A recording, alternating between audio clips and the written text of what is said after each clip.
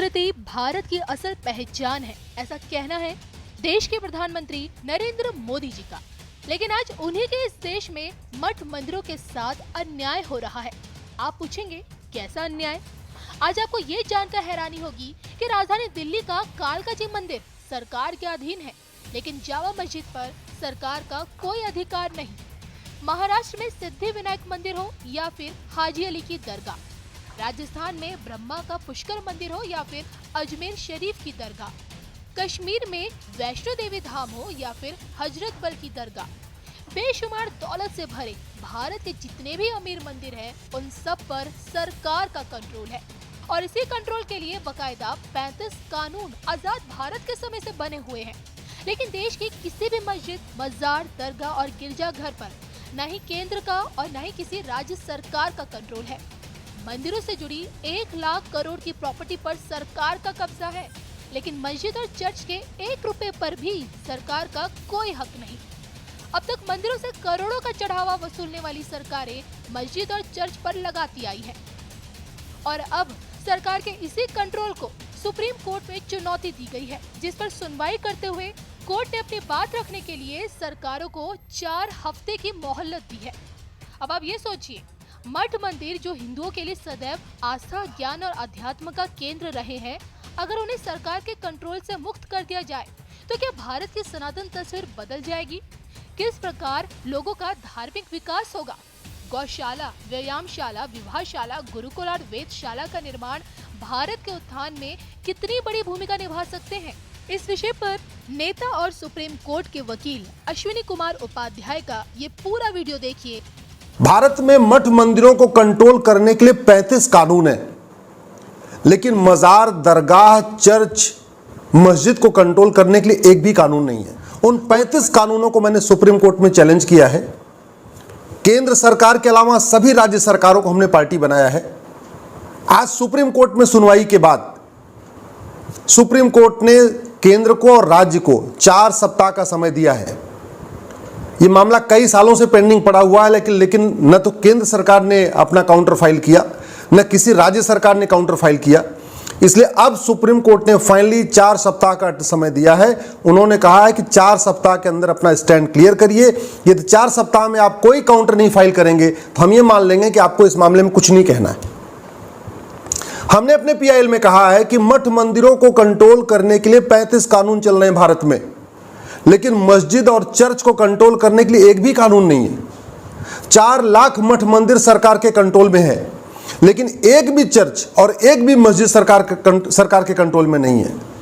मठ मंदिरों की 1 लाख करोड़ की प्रॉपर्टी पे सरकार ने कब्जा किया हुआ है, लेकिन मस्जिद या चर्च की 1 रुपए की प्रॉपर्टी पे सरकार का कंट्रोल नहीं है। ये मठ मंदिर हमारे धार्मिक आस्था के केंद्र ही नहीं है, बल्कि यहाँ पे हमारा कल्चरल डेवलपमेंट होता था। मठ मंदिरों में बैठ के हमारा कल्चरल कैसे डेवलप किया जाए उस पर चर्चा होती थी। जहाँ मठ मंदिर होता था वहाँ एक हमारा जो है गौशाला होती थी। जहाँ मठ मंदिर होता था वहाँ एक हमारी व्यायामशाला होती थी। जहाँ मठ मंदिर होता था एक हमारी विवाहशाला होती थी। जहाँ जहाँ मठ मंदिर होता था वहाँ एक गुरुकुल होता था, एक वैदिक स्कूल होता था। तो अगर ये 4 लाख मठ मंदिर हमारे फ्री हो जाए तो हमारी 4 लाख नई गौशाला बन जाएगी। 4 लाख मठ मंदिर फ्री हो जाए तो हमारी 4 लाख नई व्यायामशाला हो जाएगी, जहां लोग युवा आके व्यायाम करेंगे। ये 4 लाख अगर मठ मंदिर फ्री हो जाए तो 4 लाख नई यज्ञशाला बन जाएगी, जहां लोग आके यज्ञ करेंगे। 4 लाख अगर मठ मंदिर फ्री हो जाए तो हमारी 4 लाख नए विवाहशाला बन जाएंगी, लोग आके अपना विवाह करेंगे, शादी विवाह करेंगे, रिश्ता तय करेंगे। ये 4 लाख मठ मंदिर हमारे फ्री हो जाए तो 4 लाख नए गुरुकुल बन सकते हैं। ये 4 लाख नए मठ मंदिर फ्री हो जाए तो 4 लाख नई वेदशाला बन सकती है। ये 4 लाख मठ मंदिर फ्री हो जाए तो 4 लाख नए आयुर्वेदा सेंटर खुल सकते हैं, जहाँ पे वैद्य बैठेंगे और लोगों का भारतीय चिकित्सा पद्धति के हिसाब से इलाज किया जाएगा। अभी तो सारा का सारा जो एलोपैथ ने पूरा हाईजैक किया हुआ सिस्टम का, और एलोपैथ के इलाज का नतीजा है एक बीमारी ठीक होती, दूसरी बीमारी शुरू हो जाती है। डायबिटीज़ की दवा देते हैं, किडनी खराब हो जाती है। ये सिचुएशन चल रही है। इसलिए अब हमें ऐसे लग रहा है कि हमारे मठ मंदिर फ्री हो जाएंगे। अक्टूबर में इसकी फाइनल हियरिंग होगी। कोर्ट ने बोला है हम अक्टूबर में इसमें फाइनल हियरिंग करेंगे। कोई केंद्र सरकार अपना जवाब दे या न दे, राज्य सरकार जवाब दे या न दे। अभी हो क्या रहा है कि दिल्ली में कालका जी का मंदिर कंट्रोल में है, लेकिन यहाँ पे जो मस्जिद है बड़ी सी लाल किले के पास जामा मस्जिद, वहाँ सरकार कंट्रोल नहीं है। राजस्थान में पुष्कर जी का मंदिर सरकार के कंट्रोल में है, और भी जितने हमारे वहाँ खाटू श्याम का मंदिर है वो भी सरकार के कंट्रोल में है, जितने बड़े मंदिर सरकार के कंट्रोल में है। लेकिन अजमेर शरीफ की दरगाह सरकार के कंट्रोल में नहीं है।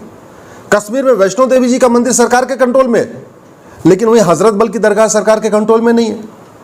आंध्रा में देखिए तिरुपति बालाजी का मंदिर सरकार के कंट्रोल में है, और वहाँ दुनिया भर के चर्च हैं और मस्जिद है, एक भी सरकार के कंट्रोल में नहीं है।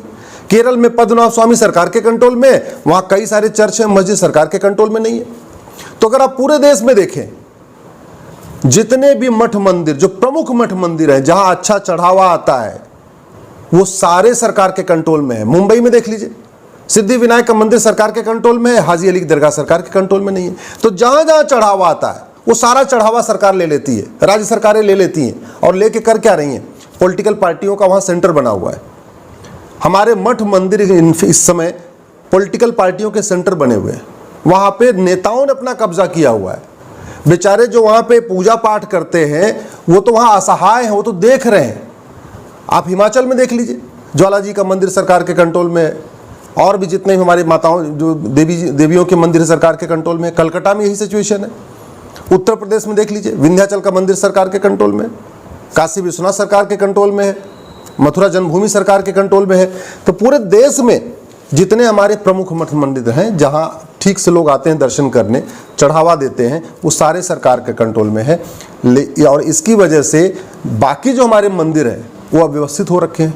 अगर ये 4 लाख मठ मंदिर फ्री हो जाए तो कम से कम यहाँ जो चढ़ावा आएगा इन्हीं के द्वारा बाकी मठ मंदिरों का भी रख रखाव होगा। बाकी जो पुराने मंदिर टूटते जा रहे हैं वहाँ पे कोई पूजा न करने वाला है, न उसका रख रखाव करने वाला है, न कोई मेंटेनेंस करने वाला। इसलिए अगर वास्तव में भारतीय संस्कृति को प्रफुल्लित करना है, भारतीय संस्कृति को प्रमोट करना है, भारतीय संस्कृति को आगे बढ़ाना है, तो इन मठ मंदिरों को हमें एक तरीके से कल्चरल सेंटर बनाना पड़ेगा। और ये मठ मंदिर हमारे पहले भी केवल रिलीजियस सेंटर नहीं होते थे, ये कल्चरल सेंटर होते थे, ये लिंग्विस्टिक सेंटर होते थे, ये हमारे वेद पुराण के सेंटर होते थे, ये हमारे व्यायाम के सेंटर होते थे। एक तरीके से मठ मंदिर हमारे सर्वांगीण विकास में योगदान करते थे। जैसे ही सरकारों ने मठ मंदिर को लिया, खासतौर पर जब से अंग्रेजों ने शुरू किया था, जो पहला कानून अंग्रेजों ने बनाया था वो 1863 में बनाया था। 1860 में इंडियन पिनल कोड बनाया, 1861 में पुलिस एक्ट बनाया, उसके बाद 1863 में उन्होंने पहला कानून बनाया मठ मंदिरों को फ्री करने के लिए। और जब भारत आज़ाद हुआ तो कौन कहे उस अंग्रेज़ों के कानून को ख़त्म करने के लिए आज़ाद होने के बाद हमारी आज़ाद सरकारों ने और कानून बना दिए। अंग्रेज़ों ने 2 कानून बनाए थे, भारत की सरकारों ने 33 कानून और बना दिए, कुल 35 कानून हो चुके। उन 35 कानूनों को हमने सुप्रीम कोर्ट में एक साथ चैलेंज किया हुआ है। हमारे साथ सुब्रह्मण्यम स्वामी जी की भी पिटीशन है, साई दीपक जी भी हैं वहाँ पे। ऐसे कुल मिला के 6 हमारी याचिकाएं हैं, 6 याचिकाओं पे एक साथ सुनवाई हो रही है, और हमें पूरा भरोसा है कि सुप्रीम कोर्ट हमारे साथ न्याय करेगा। जब संविधान में सेकुलर शब्द जुड़ गया, सेकुलर का मतलब कि धार्मिक मामलों में केंद्र का कोई हस्तक्षेप नहीं होगा, तो जब धार्मिक मामलों में केंद्र का कोई हस्तक्षेप नहीं होगा, सरकार पंथ निरपेक्ष हो गई, तो मठ मंदिर हमारी कंट्रोल करके कोई भी राज्य सरकार हमारे मठ मंदिरों को कंट्रोल कैसे कर सकती है? और कॉन्स्टिट्यूशन का आर्टिकल 27 साफ साफ कहता है कि धार्मिक आधार पे किसी से कुछ वसूला नहीं जाएगा, लेकिन हो एकदम ठीक उल्टा रहा है। मठ मंदिरों से सरकार पैसा ले रही है धार्मिक आधार पे, मस्जिद से नहीं लेती, चर्च से नहीं लेती है, और माइनॉरिटी के नाम पे धार्मिक आधार पे खर्च भी कर रही है। यानी चढ़ावा मठ मंदिरों का आ रहा है और जा रहा है इमामों के वेतन पे। चढ़ावा मठ मंदिर से आ रहा है, जा रहा है पादरियों के वेतन पे। कुछ राज्य सरकारें पादरियों को सैलरी दे रही हैं, कुछ राज्य सरकारें मौलवियों को सैलरी दे रही हैं, इमामों को सैलरी दे रही हैं। तो हिंदुओं के साथ एक तरीके से एक सौतेला व्यवहार हो रहा है।